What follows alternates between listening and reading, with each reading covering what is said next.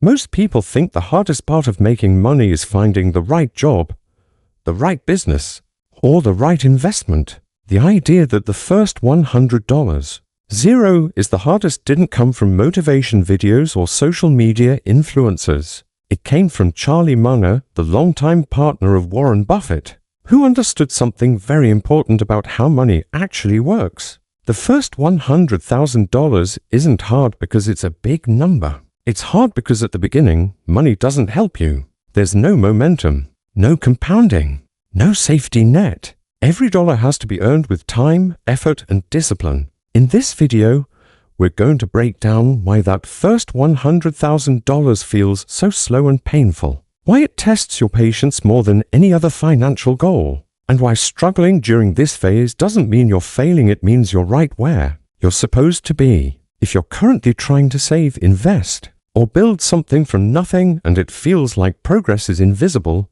this video is for you. The reason the first $100,000 feels almost impossible is because, at the beginning, you are fighting pure math. When you start with little or no money, every dollar has to come directly from your effort. You trade hours for income, whether that's through a job, freelancing, or a small side hustle. There is no acceleration. If you save a few $100s a month, the progress feels painfully slow because it is slow. Even if you do everything right, the numbers don't move in a way that feels rewarding. This is why so many people give up early. They expect effort to create visible results quickly. But wealth doesn't work that way in the beginning. The early stage is about building a base, not seeing dramatic growth, and that mismatch between effort and visible reward is mentally draining. Another major reason the first $100,000 is so hard is because compound growth doesn't show up when you need motivation the most. Compounding is often talked about like magic, but at low numbers it looks boring and unimpressive. When your savings or investments are small, even a good percentage return barely changes anything. You might earn a few dollars, maybe a few hundred in a good year, and it feels insignificant compared to the effort you're putting in. This creates a dangerous illusion that investing or saving isn't working. In reality, it is working exactly as it should. But compounding needs time and consistency to reveal its power. Most people quit before that moment arrives, not because they're incapable, but because the progress is invisible for too long. Income also plays a huge role in why the first $100,000 takes so long. Early in life or early in a career, most people simply don't earn much. Your skills are still developing, your value in the marketplace is still growing, and opportunities are limited. When income is low, saving feels like punishment. Every dollar you put away is a dollar you can't spend on comfort, fun, or convenience. One unexpected expense, a repair, a bill, a family issue can erase months of progress in a single moment. This makes the journey feel fragile and discouraging. It's not that you're bad with money. It is that you're trying to build wealth without enough income to make the process smooth. Life also hits harder when you're trying to build your first $100, zero, because you can't yet have protection. When you're starting out, you have no buffer. Small problems become big crises. A setback doesn't just slow you down, it can completely knock you off track. This constant vulnerability creates stress and fear around money.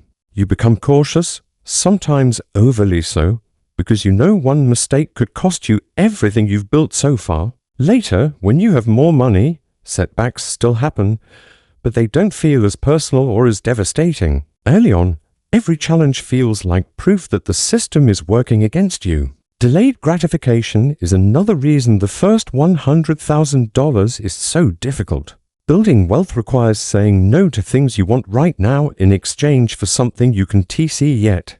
That's hard for anyone, especially in a world where everything is designed to give instant pleasure. You're constantly tempted to spend on things that make life easier or more enjoyable in the moment. Meanwhile, the reward for saving and investing is abstract and far away. Comparison makes this even worse. When you're working toward your first $100,000, it often feels like everyone else is ahead of you. Social media shows highlight reels of success, luxury, and fast wins. You see people your age traveling, buying expensive things, or claiming financial success. and it makes your own slow progress feel embarrassing. What you don't see are the years of quiet effort, help, or luck behind those stories. Comparison drains motivation and makes disciplined behavior feel pointless. It's hard to stay patient when it seems like everyone else is moving faster, even when that perception isn't real. Another hidden challenge is that the first $100,000 forces you to change how you think.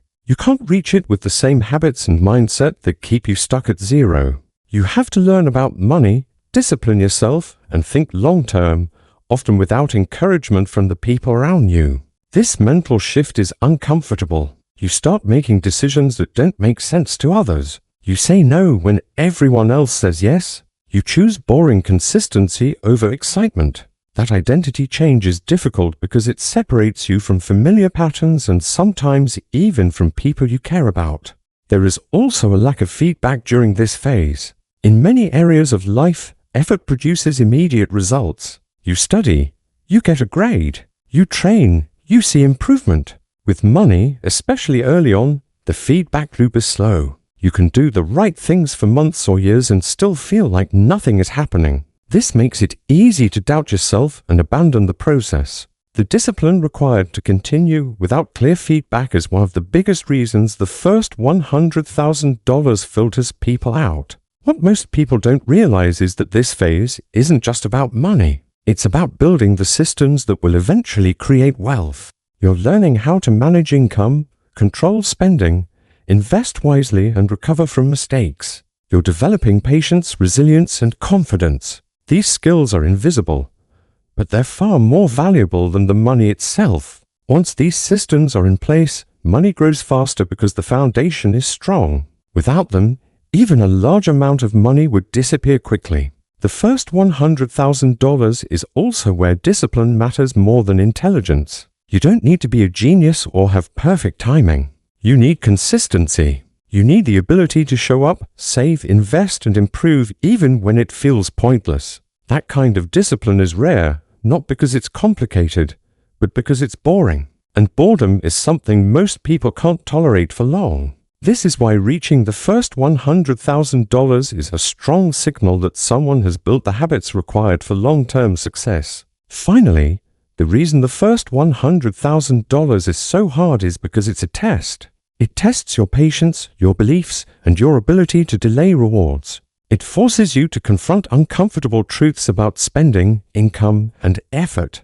Most people don't fail because they're incapable. They fail because they underestimate how long this phase lasts and overestimate how motivated they'll feel along the way. If you're in this stage right now, struggling, doubting, and feeling stuck, that doesn't mean you're doing it wrong. It means you're in the part that actually matters. The truth is, the first $100,000 was never meant to be easy. It's not just a financial milestone, it's a transformation. By the time you reach it, you've learned how to control your spending, how to stay consistent without praise, how to keep going when progress feels invisible, and how to think long-term in a world obsessed with quick rewards. That's why this stage feels so heavy. You're not just building money, you're building the person who can handle more of it. If you're still on the journey, understand this: feeling frustrated, tired, or stuck doesn't mean you're failing. It means you're doing the hardest part of the work. Most people quit here, not because they can't succeed, but because they don't realize that slow progress is part of the process. Stay consistent, focus on improving your income, protecting what you save, and trusting the systems you're building. Because once you break through that first $100,000, money starts to move differently, and so do you.